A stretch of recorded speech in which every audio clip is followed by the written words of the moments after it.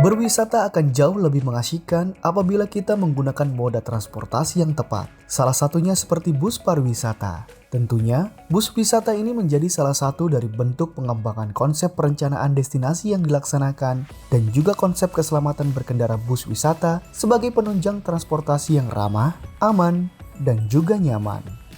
Selain dari itu, pengembangan destinasi termasuk di dalam keselamatan berkendara bus wisata adalah memastikan jalan menuju area bus wisata aman untuk pengunjung, pengelola, masyarakat, serta lingkungan.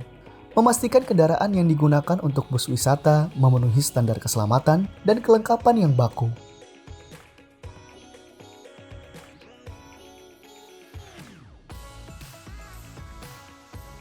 Memastikan tersedianya perlengkapan keselamatan berkendara untuk bus wisata. Dari kesemuanya itu, tentunya kontrol utama juga ada pada pengemudi atau supir bus yang menggerakkan bus wisata. Adapun hal-hal yang sangat menjadi perhatian adalah sebagai berikut. Kondisi pengemudi harus mampu mengontrol emosi, baik senang, sedih, takut, marah, ataupun kecewa. Kondisi mata dan penglihatan, kondisi pendengaran, dan gangguan fisik lainnya.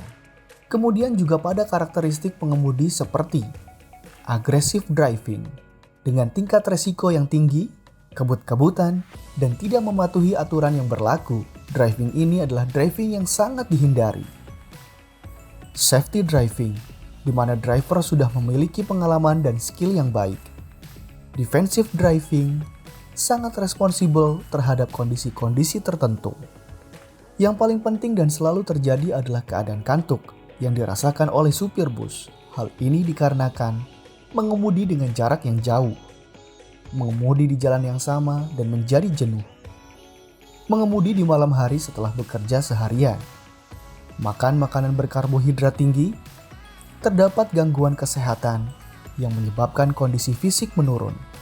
Hal tersebut dapat terciri dari keadaan supir bus seperti berikut ini: sering menguap, mata terasa panas, kering dan lelah, persepsi terhadap jarak dan kecepatan berkurang, penglihatan dan jarak pandang menyempit, konsentrasi dan refleks menurun. Cara yang paling ampuh untuk menghadapi dan mencegah dari fatigue atau kelelahan berdasarkan Undang-Undang Lalu Lintas dan Angkutan Jalan Nomor 22 Tahun 2009 dengan cara sebagai berikut. Beristirahat selama 20-30 menit setiap 4 jam berkendara. Tidak lebih dari 12 jam berkendara dalam sehari. Beristirahat cukup 4-7 jam sebelum berkendara. Tidak dalam pengaruh alkohol maupun obat-obatan. Dari perihal tersebut, maka driving position atau posisi berkendara supir bus wisata juga perlu diperhatikan. Sebagai contoh, posisi duduk kemudi yang paling ideal adalah sebagai berikut. Perhatikan posisi lutut, 110 derajat sampai 130 derajat. Posisi siku, 100 derajat sampai 120 derajat. Dan pastikan posisi paha dan punggung menempel dan bersandar dengan baik pada kursi kemudi. Posisikan genggaman tangan di kemudi dengan searah jam 9 dan jam 3, artinya di samping dari lingkar kemudi tersebut. Posisikan kaki baik kiri dan kanan dengan tepat, di mana kaki kiri untuk pedal kopling dan setelahnya itu diistirahatkan di samping pedal. Kemudian kaki kanan untuk pedal rem dan gas. Dan tidak lupa juga harus mengenakan safety belt sebagai pelindung dari benturan keras. Dari faktor keselamatan bus wisata, Anda perlu mengetahui beberapa pengertian berikut ini. Service brake, sistem pengereman yang menggunakan pedal rem bus. Engine brake, sistem pengereman dengan memanfaatkan putaran mesin dalam upaya mengurangi kecepatan. Exhaust brake, sistem pengereman dengan memanfaatkan gas buang dalam upaya mengurangi kecepatan.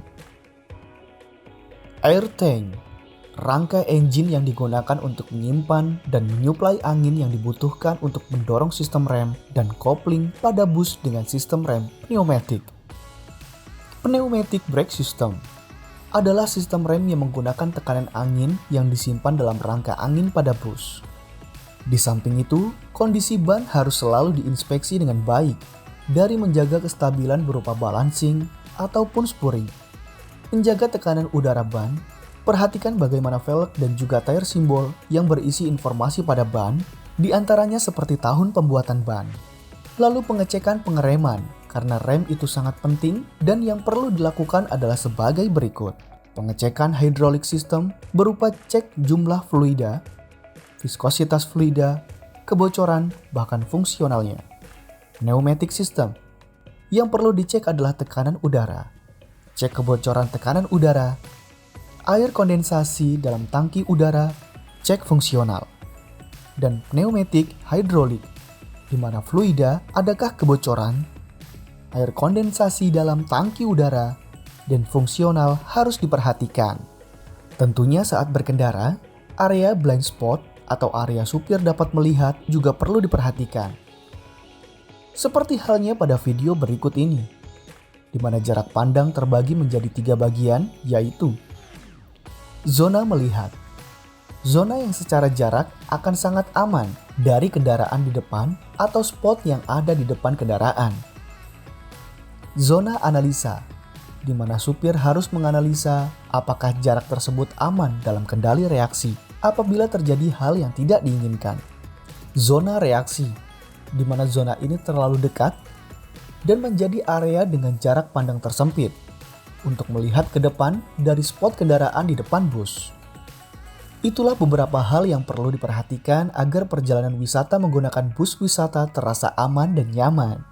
Memastikan hal-hal yang sudah diulas adalah penting untuk keselamatan dalam berkendara bus wisata.